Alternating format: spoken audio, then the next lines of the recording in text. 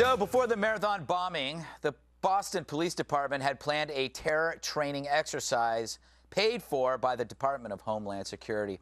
The terrorists, however, were fictitious creeps called Free America Citizens. No mistaking that for Al-Qaeda or the Weather Underground. So why take a name that sounds like a cross between a Tea Party group and a poorly translated Rambo sequel? Well, some might call it risk aversion. Others might say cowardice. Let's face it, while the police know they're not on the prowl for middle-aged Americans dressed as Ben Franklin, they also know the hell they'd get if they concocted a Muslim terror group. Screw realism, that would be Islamophobic, something you avoid if you don't want to get fired. Does it matter if they play pretend with false enemies, if they keep their eyes on the real ones? Well, we missed the Boston bombing. We missed Fort Hood. Mind you, in both cases, we didn't miss the attackers. They were there in plain sight. But we missed stopping the bloodbath because of the fear of targeting the bad guys and calling them by name. Now, these modern ghouls exercise their evil unabated. In the name of protecting oneself from activist groups and a PC press, the citizen becomes vulnerable to something far worse: Islamists with evil in their hearts and bombs in their hands. Well, at least they aren't angry over Obamacare. Andrea, very short in time. Does it matter what name you call a fictitious group as long as they're planning against it? I don't know.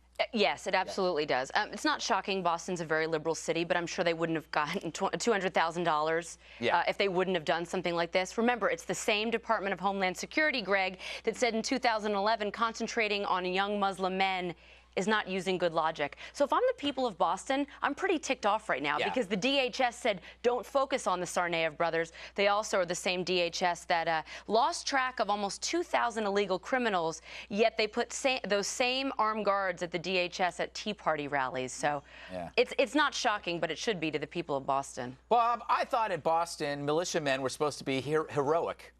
Well, that's the whole point. I mean, actually, if you think about it, if there's going to be one group that was going to attack on that day, you had two you put at the top of the list. One Muslim extremist, the other would be the militia groups. Tea Party. Come on. No, not Tea Party, militia groups. You remember the ones that blew up the Murrow building? Oh, yeah, 17 years ago, yeah. Oh, I see, 17 years ago. Okay, fine.